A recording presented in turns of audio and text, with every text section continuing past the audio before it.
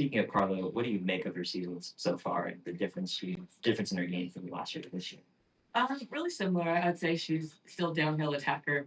I think she's developed a lot more confidence. Obviously, when you're a starter and you get more minutes, I think she's really like shining in that. Kind of almost same thing like Kate Blanchett for us. Like she's getting more minutes. LA is getting more minutes. So I think when people get that opportunity and they take full advantage of it, I think that's what you're seeing.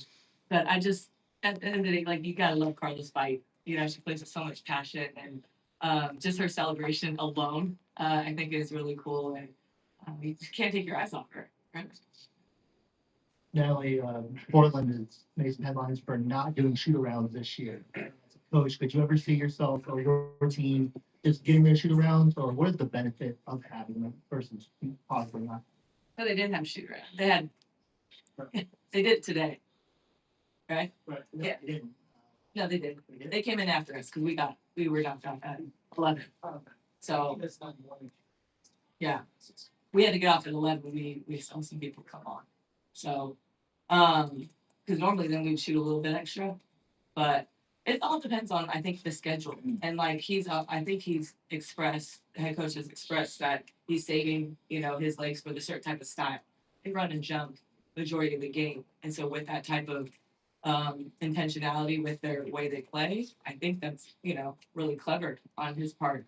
And then it also depends on the schedule. Like we have 4 games in 7 days, and then basically the back to back with Minnesota and Vegas because the time is 8 o'clock, and then we get in there, and then we have to play at 12 o'clock.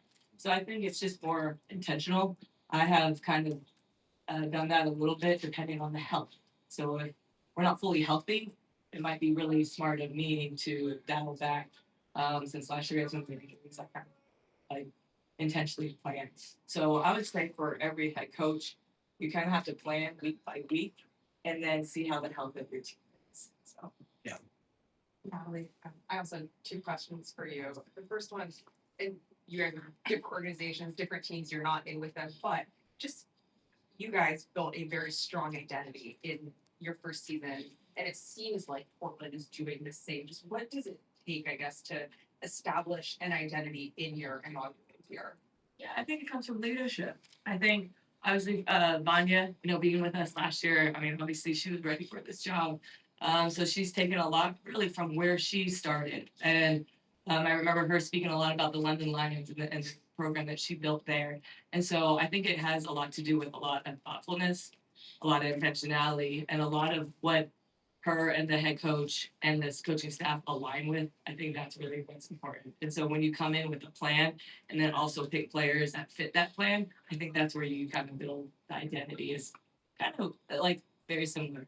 And then my second question was going to be about Vanya. I mean, now 2 years in a row, it's only almost a quarter of the season, but she's helped put together just incredibly competitive teams from players that hadn't gotten opportunities in the past or been looked over. Just what does that say about her capabilities as a general manager, as a VP in basketball ops, just her eye for talent? Yeah, well, Vanya herself, number one, she's a really passionate person about basketball. She loves basketball, so it starts there. I would say very similar to our whole leadership here, talking with Joe, Jess, Ohema. When you're passionate about your job and you want to be really, really good, you want to be the best, then it shows out. I think with the product and the actual culture of your team. That she's done this before with the London Lions, and then also too like Vanya is really when you have conversations with her, she really soaks in and listens. And I think when you do that, then you really start to get to know your players.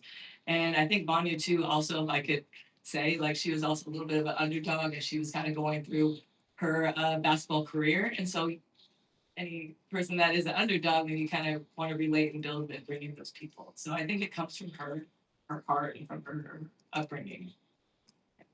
Natalie, you talked the other day that when Kia decided to sign here, she wanted more responsibility, right? She wanted to take a bigger role on the offensive side. What does it say about her that she's been places where she hasn't always been the star offensively, but she just does her role so well and doesn't really get offended or take it to personally that she doesn't have to be the scorer? What is it about her that allows her to be so good? Yeah, having a humble star is really priceless and rare essay in this game nowadays, especially with all the branding and all the things that you can do with the platform that the athletes have. But she doesn't want any of that. She gets really shy. I think as you guys have probably asked her questions, she gets really nervous talking about herself. And that comes from her heart. She wants to work really hard. She wants to do whatever it takes. She wants to do all the dirty work, all the little things that she knows that maybe some players like maybe like Gabby or like maybe they don't want to do it. So she's willing also to do anything, rebounding, boxing out, setting screens. Like she wants to do all that because she knows those little things are really going to be important in winning during the season. Hey, Natalie, Hi. got another defensive question here for you. Megan's been 9 for her last 9. She was huge in that game against Indiana for them. How do you try to limit her touches, especially when she's been so effective just simply catching and scoring in the paint amongst the league leaders? Yeah, did you watch that game? I was courtside for it. Oh, so how did you score? Caught in the paint, Right. finished right away. And I Right. wasn't sure if it's more so ball pressure, or are you going to have somebody fronting, or is it bringing over a secondary help defender in those situations? Who was guarding her? Well, Indiana was switching, which they got into a lot of trouble with that. Yeah. Particularly one player for. Right. So, well, it's just more like since they're switching, then there's a smaller guard on them. So I'm sure Megan can score 9 points on me. Sorry, 9 baskets on me. So, we just got to be intentional on our scheme. I think that's the best thing. Great. Yeah. Natalie, kind of following up on Kendra's question, I realize it's a small sample size, but Portland and Toronto both are off to solid starts. You guys obviously had a better than widely expected year last year. Does that say something about the depth of talent in women's basketball? What do you make of your success followed by these two expansion teams at least getting off to a good start? I think it's still early because not everyone has played the same teams yet. So I think it all depends on schedule. It depends on how healthy. Some of these teams are not even fully healthy yet. Minnesota's not fully healthy and they're doing well.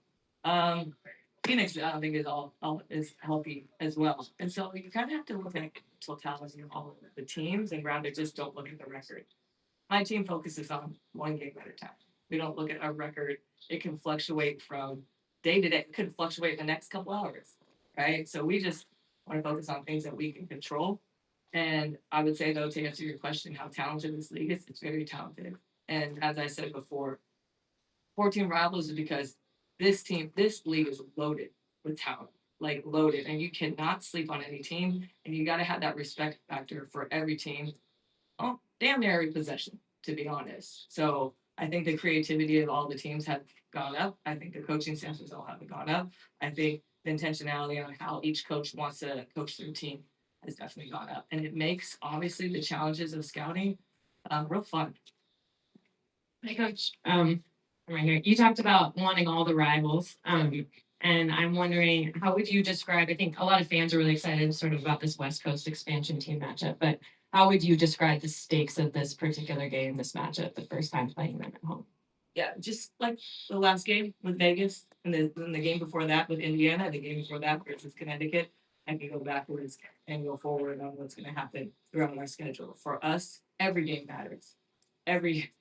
Even when they warm up, watching them warm up on the TV, kind of okay with some of the way they warmed up, but it has to be intentional. So for us, this game matters just as the next game.